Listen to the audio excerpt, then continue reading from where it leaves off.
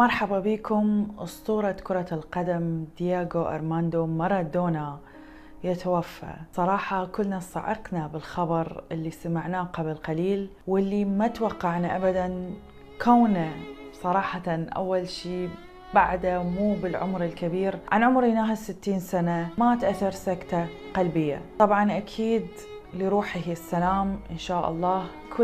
كل محب لكرة القدم حيكون حزين، وهذا اليوم حزين، يوم 25 نوفمبر، يوم حزين لكرة القدم ولمحبي كرة القدم.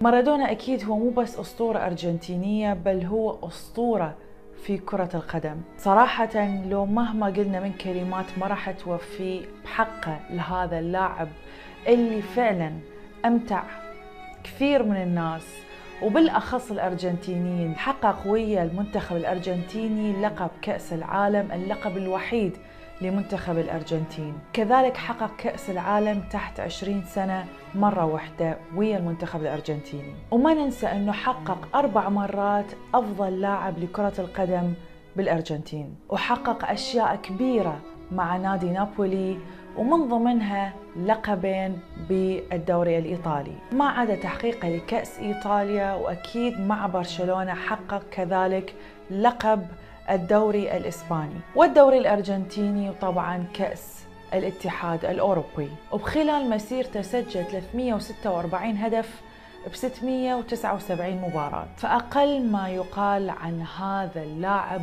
أسطورة حقيقية. وأكيد ما ننسى التسمية المشهورة بيد الرب. أكيد كرة القدم حزينة، وفعلا فقدت واحد من أساطيرها، واللي يحزننا فعلا. أتمنى من كل أحد ما عاصر مارادونا يروح يشوف فيديوهاته، يروح يشوف الأهداف ونوعية الأهداف، وروح مارادونا اللاعب لروحه السلام إن شاء الله.